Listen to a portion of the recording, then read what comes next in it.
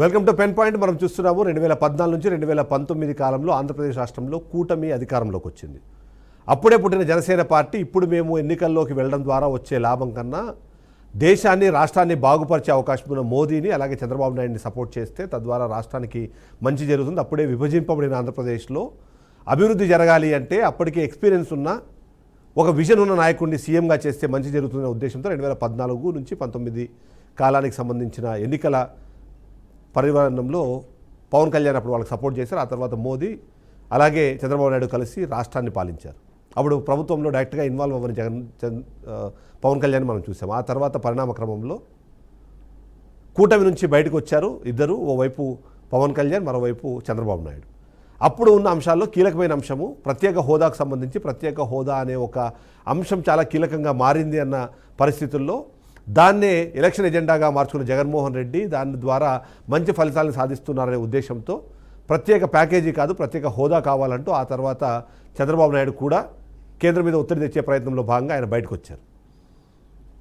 అంతేకాకుండా జనసేన అప్పటిదాకా ఆ పల్లకి మోయాల్సిన అవసరం నా కార్యకర్తలకు లేదు కాబట్టి నేను ఈసారి సీఎంగా ఉండాలి, సీఎంగా ఉంటే రాష్ట్రం బాగుపడుతుంది అని 2019 ఎన్నికల్లో విడివిడిగా పోటీ చేసి 19 నుంచి 24 వరకు విపక్షంలో ఉన్నారు. కానీ 24లో పరిణామ క్రమంలో మరొకసారి కూటమిగా ఏర్పడి కూటమిలో ఇప్పుడు అధికారంలోకి వచ్చారు. కూటమిని ఇవాళ పార్టీ అదే కూటమి ఇప్పుడు రాష్ట్రాన్ని పాలిస్తుంది. అయితే ఇదే కూటమిలో ఇప్పుడు అసంతృప్త జ్వాలలు రగులుతున్నాయన్న ఒక పాయింట్ మనకు వినిపిస్తుంది. అయితే ఇది ఎన్డీఏ కూటమికి సంబంధించిన అంశం కాదు. కూటమిలో ఉన్న పార్టీలు వాళ్ళు ఇండివిజువల్గా అసంతృప్తితో ఉన్నారు అన్నది అయితే మనకు అర్థమవుతుంది. దానికి కారణాలు ఒక్కొక్క పార్టీ ఒక్కొక్క రంగంగా చూస్తుంది. టీడీపీ పార్టీకి సంబంధించిన సీనియర్ నాయకులు అయితే అసంతృప్తిని వ్యక్తం చేస్తూ అందులో ముఖ్యంగా వాళ్ళు మాట్లాడుతున్న మాటలు సీనియర్లను పక్కన పెట్టేశారు. లోకేష్ని సీఎం చేయాలనే ఉద్దేశంతో చంద్రబాబు నాయుడుకు సంబంధించిన మార్క్ పాలన మాకు కనిపించట్లేదు, తద్వారా రాష్ట్రంలో పరిస్థితులు పూర్తిగా మారిపోయాయనే విధంగా వాళ్ళు మాట్లాడే ప్రయత్నం చేస్తున్నారు. ప్రభుత్వంలో కాకపోయినా కనీసం పార్టీలో అయినా సరే మాకు తగిన స్థానాన్ని ఇవ్వాలి, గౌరవాన్ని ఇవ్వాలని కోరుకుంటున్నారు. కానీ అది కూడా జరగకుండా పార్టీని కూడా ఇప్పుడు జూనియర్లే ఎక్కువ సీరియస్గా వర్క్ చేస్తున్నట్టుగా మనకు అర్థం. అందులో భాగంగానే కొద్దిమంది ఆ డిస్కషన్ చేసే ప్రయత్నం చేస్తున్నారు. ఇక జనసేనకు సంబంధించి అధికారంలో పాలనలో భాగస్వాములు అయినా సరే అనుకున్నంత స్థాయిలో వాళ్ళకి స్పందన లేదు. లోకల్లో టీడీపీ ఎమ్మెల్యేలు ఉన్న ప్రాంతాల్లో అయితే జనసేన కొద్దిపాటి ప్రాముఖ్యత కూడా దక్కట్లేదు. అందులో ముఖ్యంగా నామినేటెడ్ పోస్టులకు సంబంధించి కానివ్వండి, లోకల్గా జరుగుతున్న అంశాల్లో వాళ్ళకి సంబంధించిన ఇన్వాల్వ్మెంట్ విషయంలో కూడా జనసేన ఆ పేరుతో అసంతృప్తితో ఉందన్నది అయితే మనకు అర్థమవుతుంది. ఇక కేంద్ర ప్రభుత్వంలో ఉన్న బీజేపీ ఎక్కడ పాలనలో తమదైన మార్కు చూపించట్లేదు, ఎక్కడ బయట పెద్దగా కనిపించట్లేదు. అప్పుడప్పుడు సత్యకుమార్ మాట్లాడుతున్న మాటలు తప్ప బీజేపీ పార్టీ నుంచి పెద్దగా అడ్వాంటేజ్ అయితే కనిపించట్లేదు. అయితే ఏదైతే కారణంతో కూటమిగా జతకట్టారో ఆ వైపుగా ఈ పాలన సాగట్లేదు అన్న అనుమానము బీజేపీ నేతల్లో ఉన్నట్టుగా అయితే మనకు అర్థమవుతుంది.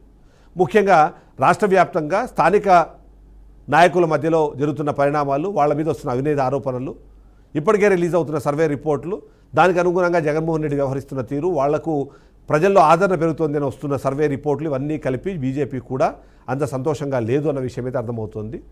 పార్టీని ఇక్కడ బలపరుద్దాము అంటే జనసేన టీడీపీని కాదని అక్కడ స్థానికంగా నాయకులను చేర్చుకోలేని పరిస్థితి, వాళ్లను నమ్మి ఆ పార్టీకి వెళ్ళని పరిస్థితుల్లో ఫ్యూచర్లో ఏదో ఒక పార్టీ విలీనమైతే తప్ప బీజేపీ ఆంధ్రప్రదేశ్ రాష్ట్రంలో పుంజుకోలేకపోతుందా అన్న అనుమానం వచ్చేలాగా వాళ్ళు కూడా అసంతృప్తిని వ్యక్తం చేస్తున్న పరిస్థితి మనకు కనిపిస్తుంది.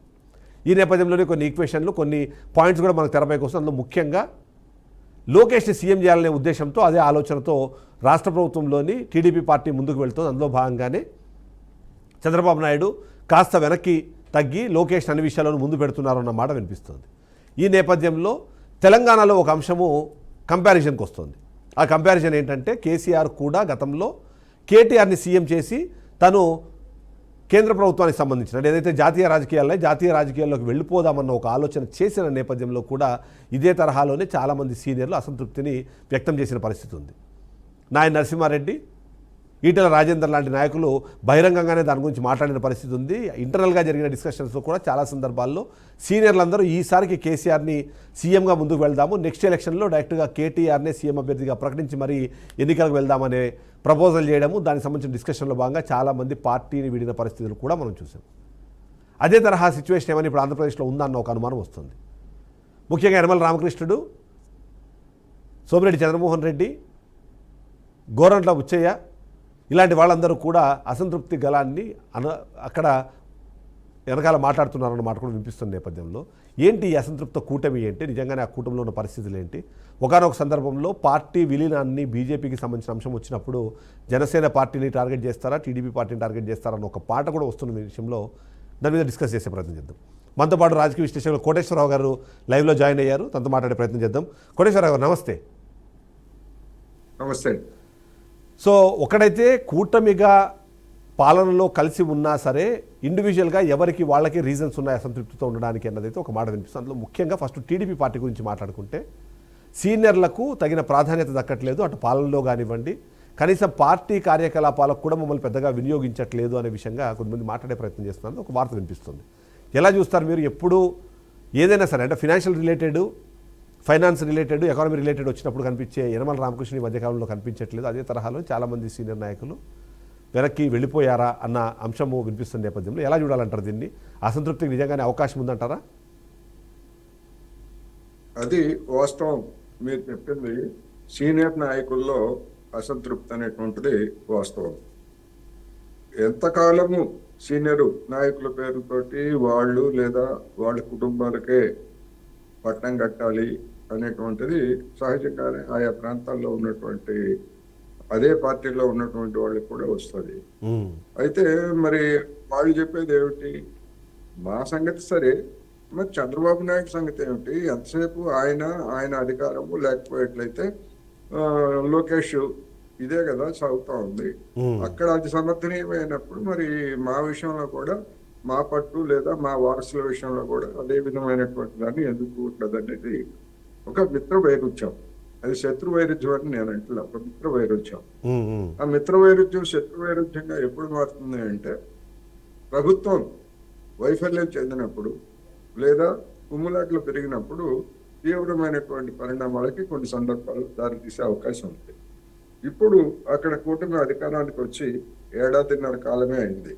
కానీ ఈ 1.5 కాలంలో జరిగినటువంటి పరిణామాలను మొత్తంగా చూసినప్పుడు 3 పార్టీల మధ్య అసంతృప్తి ఒకటి, రెండవది ఆయా పార్టీల్లోనే అసంతృప్తి అనేటువంటిది రెండో అంశం.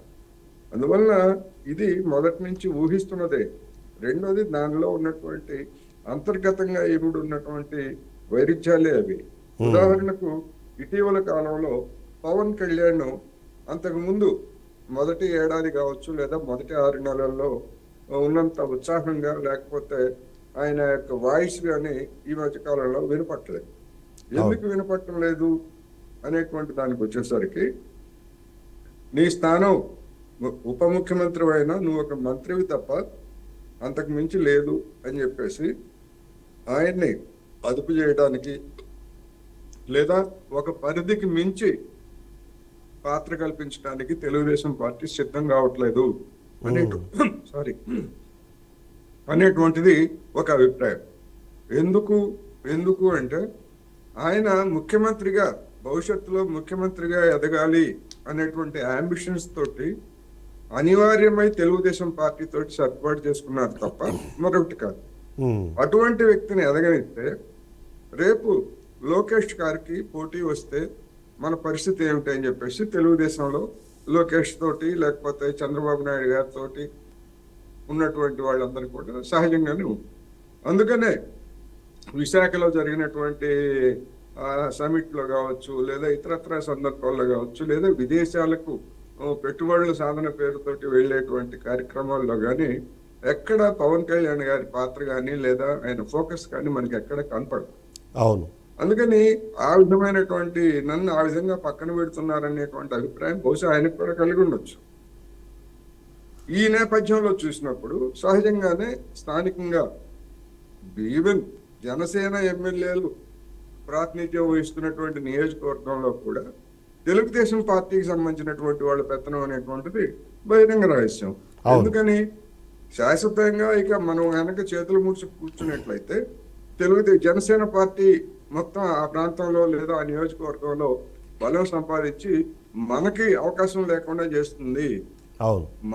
మన మద్దతుతోటి గెలిచినటువంటి వాళ్ళు గనక అనేటువంటి దాంతో తెలుగుదేశంలో ఉన్నటువంటి వాళ్ళు ఆ విధమైనటువంటి ఎఫెన్స్ తీసుకోవడానికి ప్రయత్నిస్తున్నారు. సరే, అయితే ఇక్కడ ఒక పాయింట్ చెప్పండి మీరు. అయితే ఇక్కడ ఒక పాయింట్ ఏంటంటే, అంటే మీరు అన్నట్టుగా లోకేష్ని భావి సీఎంగా ప్రొజెక్షన్ జరుగుతుంది. అందులో భాగంగానే ఆయన అన్ని శాఖల్లో ఇన్వాల్వ్ అవుతున్నారు. లేదంటే గతంలో కూడా 2014 నుంచి 19 సమయంలో కూడా మీకు గుర్తుంటే కొద్ది కాలం తర్వాత ఆయనకి ఎమ్మెల్సీ ఇచ్చి మంత్రి పదవి ఇచ్చిన నేపథ్యంలోనే అన్ని పేషీల్లోనూ ఆయనకు సంబంధించిన వ్యక్తులనే పెట్టారు. ఆయన చెప్పినట్టుగానే పాలన నడుస్తుంది అప్పుడు వినిపించింది.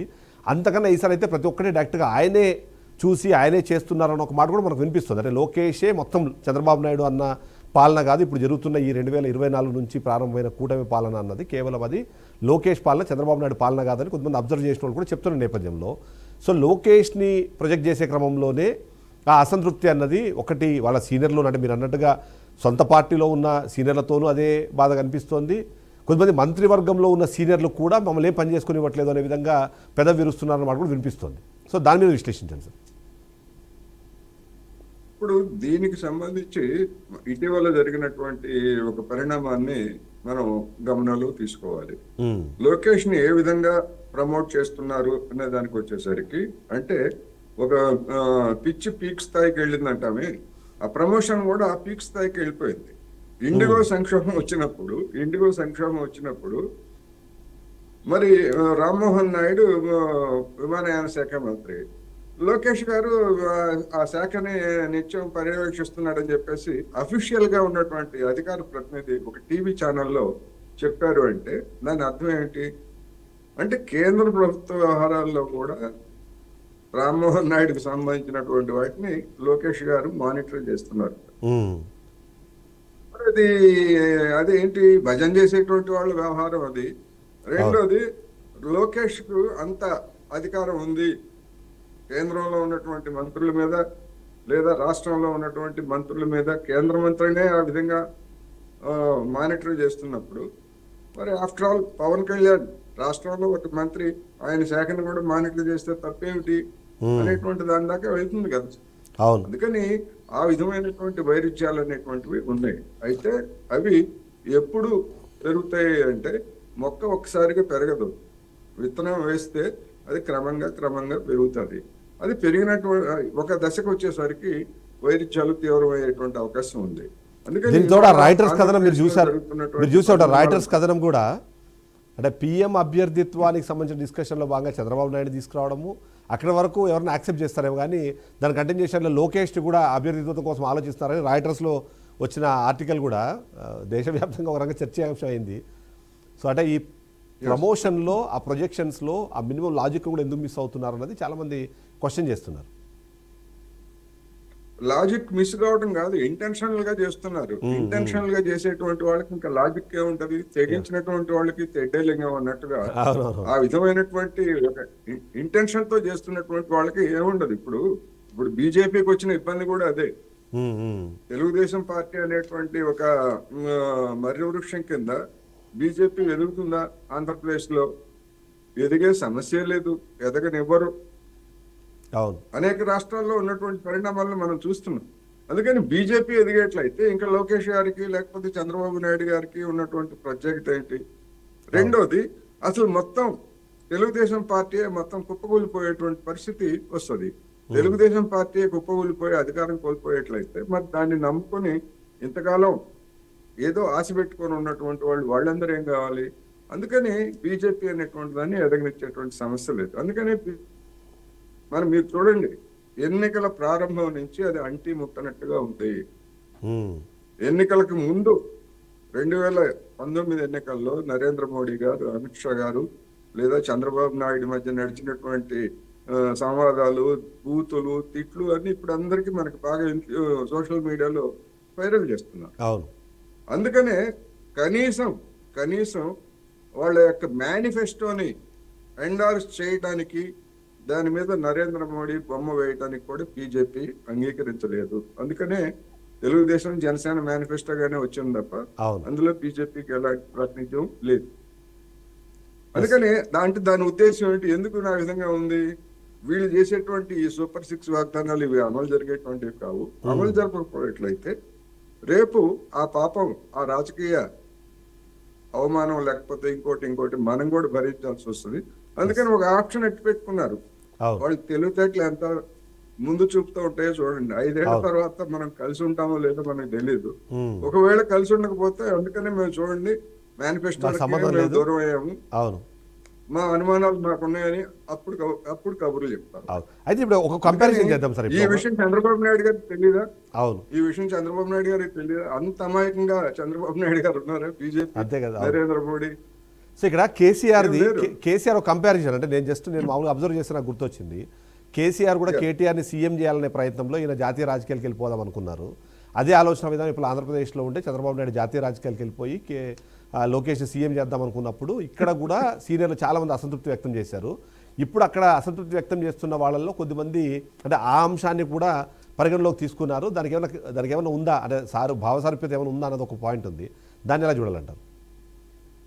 ఇప్పుడు చిదంబరం గారు తెలంగాణ పరిస్థితికి ఆంధ్రప్రదేశ్లో ఉన్నటువంటి పరిస్థితికి అసలు ఏమాత్రం పోలిక లేదనేది నా అభిప్రాయం. కేసీఆర్ లేదా బీఆర్ఎస్ పార్టీ అదొక కుటుంబ పార్టీ. ఆ కుటుంబ పార్టీలో మీరు చెప్పినట్టుగానే కేటీఆర్ ని ప్రమోట్ చేయడానికి ప్రయత్నాలు జరిగిన మాట వాస్తవం. అయితే లెక్కలు కుదరలేదు, బీజేపీ అంగీకరించలేదు. ఎందుకు బీజేపీ అంగీకరించలేదంటే మేమే అధికారానికి వచ్చేటువంటి సత్తా మాకుంది, మళ్ళా కేటీఆర్ ని మేము భరించి కేసీఆర్ కి కేంద్రంలో మంత్రి పదవి ఇస్తే ఇంకా మా సంగతి ఎప్పుడు అనేటువంటిది ఆ ఉద్దేశంతో వాళ్ళ బలాన్ని అతిగా అంచనా వేసుకుని దానికి అంగీకరించలేదు. దానికి మనం అవన్నీ తెలుసు, బహిరంగ రహస్యమే. కానీ ఆంధ్రప్రదేశ్ లో 3 పార్టీల కూటమి అది. 3 పార్టీల కూటమి. అక్కడ పవన్ కళ్యాణ్ అనేటువంటి ఒక అధికారం కోసం తహతలాడిపోతే, ముఖ్యమంత్రి పీఠం కోసం తహతలాడిపోతున్నటువంటి ఒక పార్టీ అది ఇక్కడ. అందుకని ఆ పార్టీ వేరు.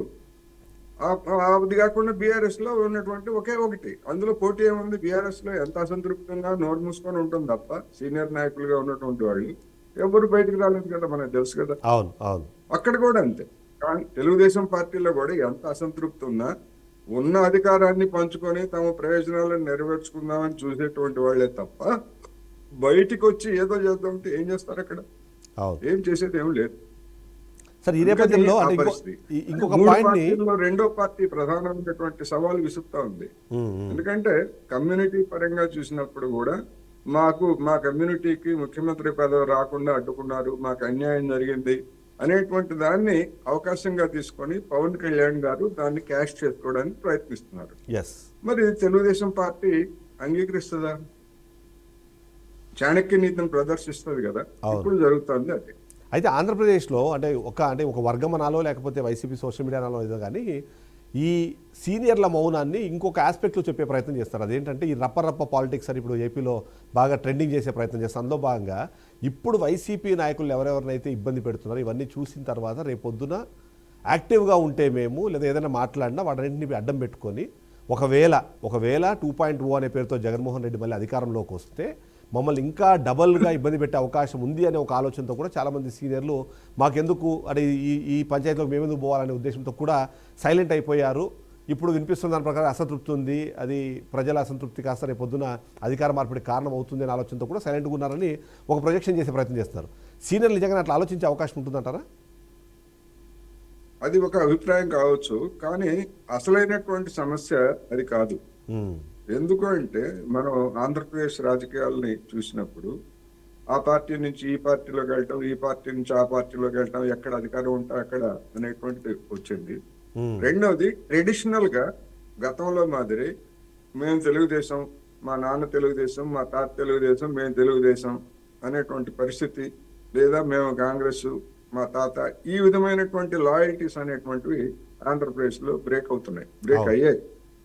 అధికారం ఎక్కడుంటే అటుపోవడం అనేటువంటిది తప్ప. మీకు చూడండి, రాయలసీమలో జరిగినటువంటి మార్పు ఏమిటో మనం చూసాం కదా. అసలు ఏ మాత్రము సర్దుబాటు చేసుకోలేనటువంటి ముఠాలుగా పేరుపడినటువంటి వాళ్ళని ఒక వరలోనే 2 కత్తుల్ని 3 కత్తుల్ని చంద్రబాబు నాయుడు గారు ఎట్లా ఇమర్చగాడు కదా చూసాం కదా. అటు కర్నూలు జిల్లా కావచ్చు, అనంతపురం జిల్లా కావచ్చు. ఎందుకు అంటే ఆ పాత ఫ్యూడల్ ఆ పెత్తందారీతనం పోయి కన్నింగ్ పెట్టుబడిదారీ విధానం, వ్యాపారాలు, ఇటువంటివన్నీ వచ్చిన తర్వాత వాటికి ప్రాధాన్యత ఇచ్చేటువంటి క్రమంలో ఎవడి రాజ్యానికి వాళ్ళు, ఎవడి సంపాదనకు వాళ్ళు మనం అడ్డుపడకూడదు అనేటువంటి ఒక రాజీ ధోరణి రాయలసీమ రాజకీయాల్లో వచ్చింది. అందుకని ఎవడి పాలగాళ్ళలాగా ఎవరితో ఉన్నారు. అటువంటి పరిస్థితుల్లో మరి ఇప్పుడు ఆ, ఇక్కడ కూటమి ప్రభుత్వంలో సర్దుబాటు అనేటువంటి ఖచ్చితంగా ఉంటుంది. అది బయటికి రాదు, అసంతృప్తి రాదు. ఎప్పుడు వస్తుంది అంటే పవన్ కళ్యాణ్ ఎప్పుడైతే తనని పక్కకి నెట్టేస్తున్నారని చెప్పేసి గట్టిగా ఫీల్ అవుతారు, అప్పటి నుంచి ఆ కూటమిలో ఒక అసంతృప్తి వస్తుంది. మరి వైసీపీ ఏం చేస్తా ఉంది? వైసీపీ ఏం చేస్తుందంటే మనకి ఎట్లాగా అధికారం అనుకోకుండా వచ్చిందో ఈ కూటమి ప్రభుత్వానికి కూడా అనుకోకుండానే అధికారం పోతుంది అనేటువంటి ఒక ఎఫెన్సివ్ గేమ్ ఆడుతా ఉంది. ఆ ఎఫెన్సివ్ గేమ్ ఆడుతున్న దానికి కొన్ని ఫలితాలు వాళ్ళకి కనిపిస్తున్నాయి. ఉదాహరణకి పీపీపీ పేరుతోటి మెడికల్ కాలేజీలను ప్రైవేటీకరించాలనుకుంటే టెండర్లు పిలిస్తే ఒక్కదానికి కూడా రాలేదు. ఎందుకని రాలేదంటే ఏమో వీళ్ళు ఉంటారో, ఈ కూటమి ఉంటుందో ఉండదో, ఒకవేళ ఏ కారణంతో అయినా రేపు జగన్మోహన్ రెడ్డి గారు అధికారానికి వస్తే మన పరిస్థితి ఏమిటి అనేటువంటిది వ్యాపార వాణిజ్య పారిశ్రామిక వర్గాల్లో ఉన్నట్టుగానే ఈ కూటమిలో ఉన్నటువంటి రాజకీయ నాయకుల్లో కూడా ఆ భయం ఎందుకు ఉండదు? ఖచ్చితంగా ఉంటుంది. ఆ బలహీనతని సొమ్ము చేసుకోవాలని చెప్పేసి జగన్మోహన్ రెడ్డి గారు వాళ్ళు ప్రయత్నిస్తున్నారు. అయితే BJP next plan, sir final conclusion కొద్దాం మనము. బీజేపీ నెక్స్ట్ ప్లాన్లో భాగంగా సౌత్ ఇండియాలో పూర్తి స్థాయిలో బీజేపీ అధికారంలోకి రావాలంటే ఇప్పుడున్న పరిస్థితుల్లో ఒక్క కర్ణాటక తప్ప ఇంకెక్కడ అవకాశం లేదు. సో ఆంధ్రప్రదేశ్లో విలీనానికి సంబంధించి, అంటే పార్టీల విలీనానికి సంబంధించిన డిస్కషన్ జరుగుతోంది లేదా జరగబోతోంది. అందులో భాగంగా అన్ని పార్టీలకు వాళ్ళు డోర్లు ఓపెన్ చేసే ఉంచారు. అందులో భాగంగా ఫస్ట్ ప్రియారిటీ కింద జనసేనని, తర్వాత టీడీపీని, అవసరమైతే వైసీపీని కలుపుకుందని సిద్ధంగా ఉన్నారని ఒక డిస్కషన్ జరుగుతుంది. వాళ్ళు ఎక్కడికైనా వెళ్తారు, ఏదైనా చేయగలుగుతారు. బికాజ్ ఆంధ్రప్రదేశ్ రాష్ట్రంలో బీజేపీ అధికారంలో రావాలి, కూటమి కాదు అన్నది. ఇలాంటి నేపథ్యం చూసినప్పుడు ఈ టీడీపీలో ఈ అసంతృప్త నేతలు, జనసేన వీళ్ళందరినీ కలుపుకొని బీజేపీ ఏమైనా సక్సెస్గా మారే అవకాశం ఉందా? ఇప్పుడున్న పరిస్థితుల్లో వైసీపీ అటు పోయి కలిసిన పెద్ద ఆశపడాల్సిన అవసరం లేదనుకోండి, అయినా స్టిల్ ఫస్ట్ ఆప్షన్ కింద వాళ్ళు పెట్టుకున్నారని ఇవాళ ఉన్నటువంటి పరిస్థితుల్లో జనసేన అనేటువంటిది బీజేపీకి పెద్ద సమస్యగా దాన్ని ట్యాకిల్ చేయడం. వైసీపీ అసలు దాని కన్ను మొత్తం వైసీపీ మీదనే ఉంది. అందుకనే వైసీపీ కూడా ఎక్కడ కేంద్ర ప్రభుత్వానికి సంబంధించినటువంటి విమర్శలు గతంలో చేయలేదు, ఇప్పుడు చేయడం లేదు.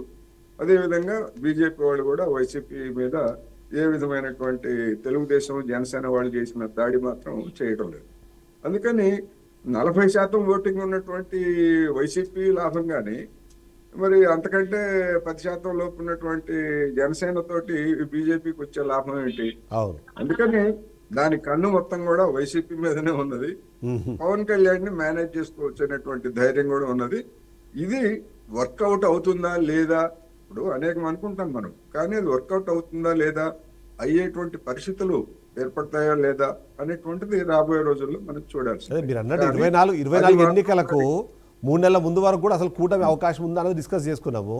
6 నెలల ముందు అక్కడ చంద్రబాబు నాయుడు అరెస్టు, తర్వాత పవన్ కళ్యాణ్ వెళ్ళి కోర్టు మన జైలు దగ్గర కన్ఫర్మేషన్ ఇవ్వడము, ఆ తర్వాత జరిగిపోవడం, ఇదంతా జరుగుతూ వచ్చింది. సో మీరు అన్నట్టుగా శాస్త్ర మిత్రులు శత్రువులు ఎవరు లేరు, ఓన్లీ ఈక్వేషన్స్, విన్నింగ్ కాంబినేషన్స్ అంతే. అనేక నాటకీయ పరిణామాలు గతంలో జరిగాయి. అటువంటి నాటకీయ పరిణామాలు రేపు జరగవనేది ఏముంది? Thank you so much sir. అంటే మంచి విశ్లేషణ అందించారు. ఓవరాల్గా చూస్తే మాత్రం కూటమిలో ఉన్న అసంతృప్తి, కూటమి పార్టీల్లో ఉన్న అసంతృప్తి, ఈ అసంతృప్తిని ఎవరు క్యాష్ చేసుకోగలుగుతారు, ఫైనల్గా ఎవరు విన్నర్గా మారుతారు అని తెలవాలంటే మాత్రం నెక్స్ట్ ఎన్నికల వరకు వెయిట్ చేయాల్సిందే. ఈ నేపథ్యంలో ఎవరి గేమ్ వాళ్ళు ఆడుతున్నారు, ఆ గేమ్లో విన్నర్స్ ఎవరు అన్నది తెలియాలంటే మాత్రం ఇంకో 3 సంవత్సరాలు వెయిట్ చేయాల్సిందే. ఇది వాళ్ళ pen point. Next pen point మళ్ళీ కలుద్దాం. State to BRK news, Telugu సత్తా.